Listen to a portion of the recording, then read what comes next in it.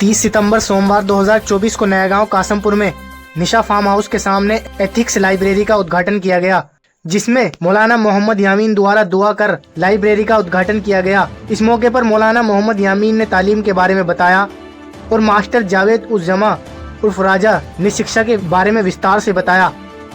साथ ही साथ मुफ्ती मोहम्मद हारून ने तालीम इंसान के लिए कितनी जरूरी है बताया।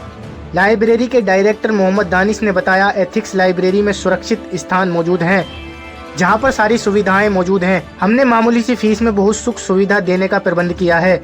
इस मौके पर मास्टर नूर मोहम्मद, लेखराज सिंह, मास्टर शुएब अहमद, मुल्लाजी इकरार अनवार अहमद, पत्रकार ओमवीर सिंह बिश्नोई, पत्रकार तनवीर आलम व शब्बीर मोमिन और सैकड़ों ग्रामीण एवं छात्र मौजूद रहे।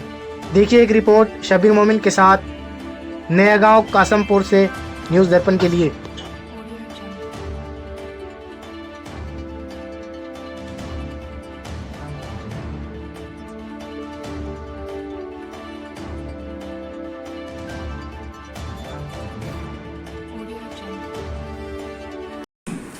अल्लाह तबारक व तआला ने सूरत में ये जो इब्तिदाई वर्ड अल्फाज है अर्रहमान, हमारा रब जो है, हमारा खालिक और मालिक जो है रहमान है।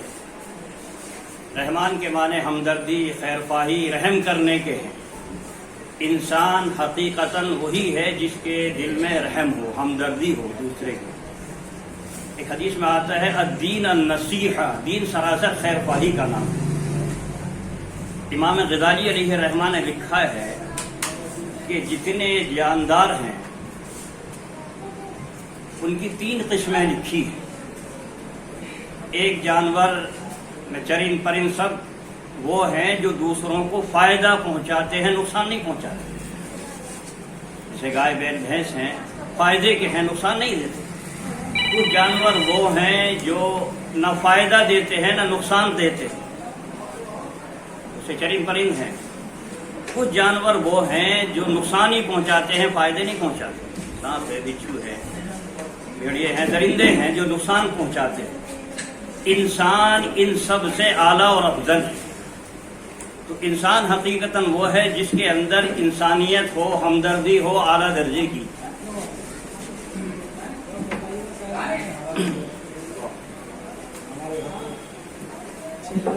तो इंसान हकीकतन वो है जिसके अंदर आला दर्जे की इंसानियत हो। अल्लाह तबारक व तआला ने कुरान करीम की सूरत में ये फरमाया अर्रहमान खलक़ल इंसान। अल्लाह तबारक व तआला ने इंसान को पैदा किया, अल्लमहुल बयान, उसको बोलने की ताकत और कुव्वत अता की है। इल्म सीखने और सिखाने की सलाहियत और कैफियत अल्लाह तबारक व तआला ने इसको दी है। ये इंसान इल्म सीखने के नतीजे में बहुत आगे पहुंच जाता है।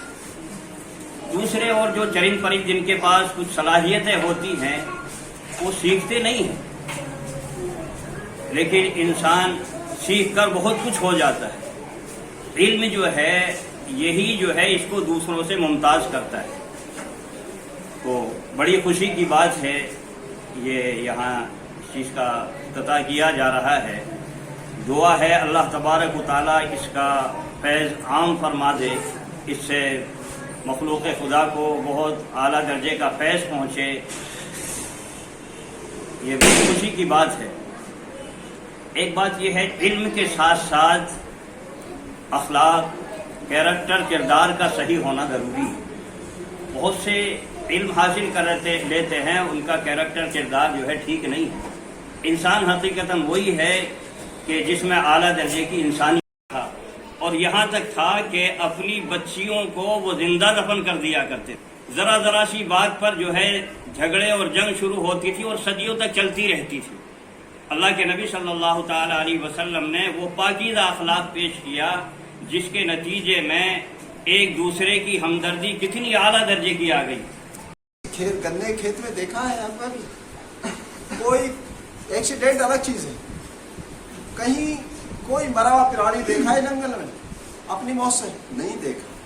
कहा जाते हैं बारे मेरे रब्बा, कितना एहसान होना चाहिए उसका हम कि हमें इस धरती को जीने के लायक बनाते, और हमने इसे गंदा कर दिया। गंगा के पानी को गंदा कर दिया, जो चीज शुद्ध बनाई थी उसको बर्बाद कर दिया।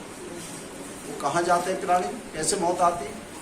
जब उन्हें मौत का आभास होता है, किसी कंदरा में, किसी पेड़ की खोकर में, किसी उसमें पहाड़ की खोकर में, किसी झाड़ के अंदर, किसी रेत के तोते में जाके वो बैठ जाता है और आराम से उसके प्राण निकल जाते हैं। सारा इलाका फिर दूषण से बच जाता है।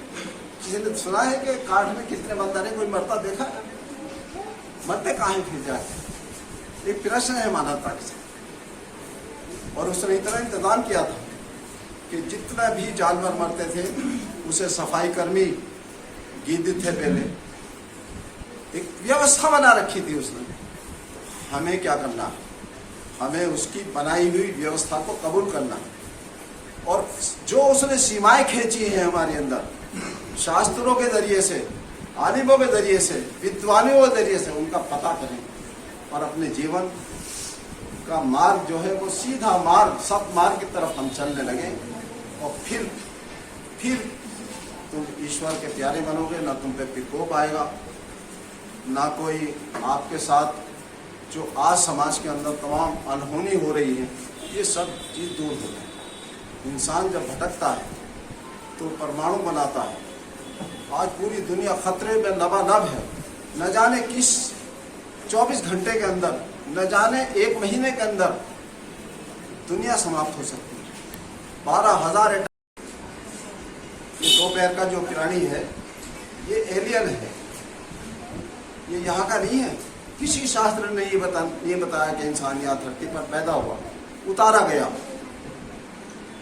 और इसका मिजाज, ये पंखे क्यों चल रहे हैं? अभी बारिश आई, मौसमी बुखार हो गया। मौसमी बुखार कभी कुत्ते को नहीं आता, कटरे को नहीं आता, जंगल के जानवरों को नहीं आता, क्योंकि वो यहाँ का मूल निवासी है। जो बाहर का आया है किसी जगह से, वो बिल्कुल एयरकूल बढ़िया जगह थी, और बाहर से यहाँ क्या है, जेल खाना है, मक्खी लग रहे हैं, मच्छर लग रहे हैं, तो इसका मिजाज नहीं मिलता। उस मिजाज के न मिलने की वजह से ये उस माहौल को साजगार बनाना चाहता है। माहौल के साजगार बनाने में सबसे पहली चीज है पर्यावरण। एक आदमी एक दिन में 550 लीटर ऑक्सीजन लेता है। कहाँ से आएगी ऑक्सीजन? पेड़ों से मिलती है। जल की जरूरत है, बुनियादी चीज है। अगर जल नहीं होगा तो जीवन नहीं होगा। सफाई सुथराई, पर्यावरण, आपने देखा होगा जितने पक्षी उड़ते हैं, उन्होंने कोई नीम पे से निमोली खाई, किसी फल को खाया और खा के वो उड़ गया, आगे जाके बीट करी, उस बीज गलता नहीं है पेट में। उस ईश्वर की महिमा देखिए, वो जाके वहां बीट करेगा, उसमें बीज गिर गया, वो वन बन जाएंगे उससे, कहीं का कहीं जाके बीट करेगा। क्या विधान बनाया है उसने हमारी सुरक्षा के लिए, हमें जीवन देने के लिए और हमें बाकी रखने के लिए। इसी तरीके से आप देखेंगे 80 करोड़ 800 करोड़ इंसान धरती पर है। सर्वे जो 8 अरब और 80 अरब है पशु और 800 अरब है पक्षी, और बाकी मक्खी मच्छर अलग चीज। स्वाभाविक मौत जैसे हमें आती है, इन्हें भी आती है।